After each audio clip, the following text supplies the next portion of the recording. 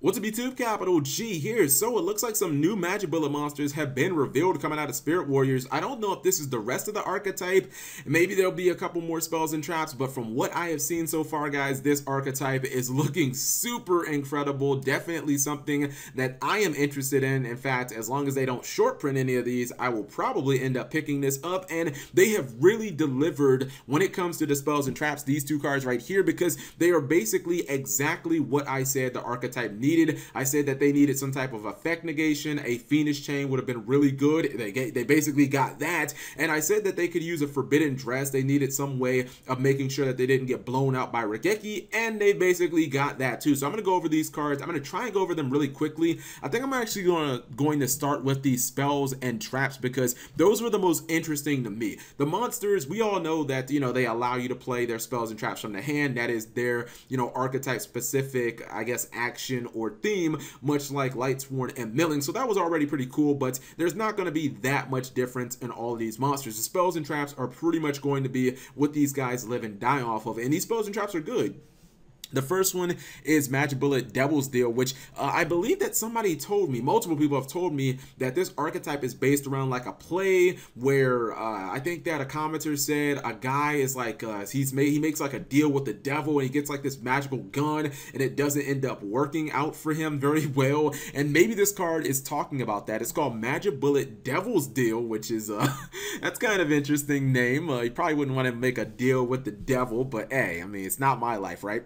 Obviously, it's that hard once per turn. It says, MagiBullet monsters you control cannot be destroyed by card effects. If this card is sent to the graveyard by an opponent's card effect, you can add one MagiBullet card from your deck or graveyard, except this card to your hand. That is freaking amazing, guys. That is a forbidden dress for the entire archetype. You know what?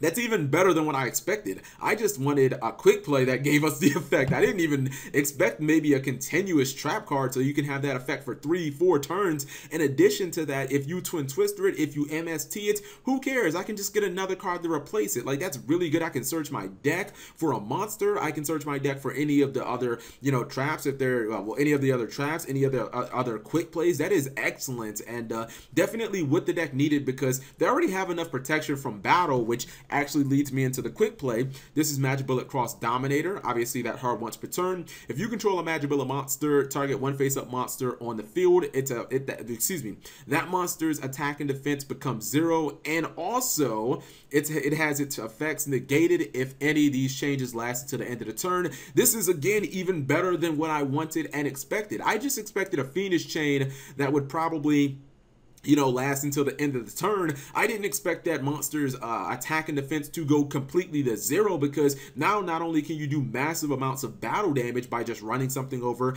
that is in attack mode because it's going to be 0 attack, but even if your opponent has a big ass defender, a wall on the field, something like a Shadow Shikanaga, you can just bring it down to size. It's going to be 0 defense, so who cares? I guess hypothetically you could use this on your own monsters, but why would you want to? That doesn't seem very good, but I am very impressed by these traps and these spells. I think the quick play spell is a no-brainer. I know they're both hard once per turn. You run 3 of this. Like, effect negation in Yu-Gi-Oh is too important, and the fact that this can make you run over shit in battle, like, you run 3 of this, no questions asked. And then the trap, probably like a 2 of, I guess it's going to depend on the format. If people are still going to be running Dark Holes and Regekis and Slumbers everywhere, Masterpieces, then probably running 3. If not, then maybe you run like 1, especially Torrential Tribute, etc.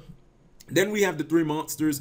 Let's start with Shooter Star. It says if a spell or trap card is activated in this card's column, special summon 1 level 4 or lower MagiBullet monster from your deck in defense position except itself. And I believe that Calamity Star is the same exact thing. Calamity Star is just from the graveyard. If you activate a spell or trap in that column, excuse me, you summon a MagiBullet monster that is in your graveyard. Oh, this one is not restricted to level 4 or lowers. Okay, these are basically the same card. One gets one from the deck, the other gets one from the graveyard, except the graveyard one is not, it's not limited to level 4 monsters apparently. Now, interesting enough, I understand why Konami wants those monsters in defense mode. Those monsters can still activate their effects, by the way. That's kind of important, but I think it's because they know that people are probably going to run things like Honest in the deck. They'll obviously, you know, run 3 copies of Cross Dominator. They'll run the Bujinji Crane type card. So they probably don't want those monsters coming back and then your opponent not being able to kill those monsters either. So I kind of get that.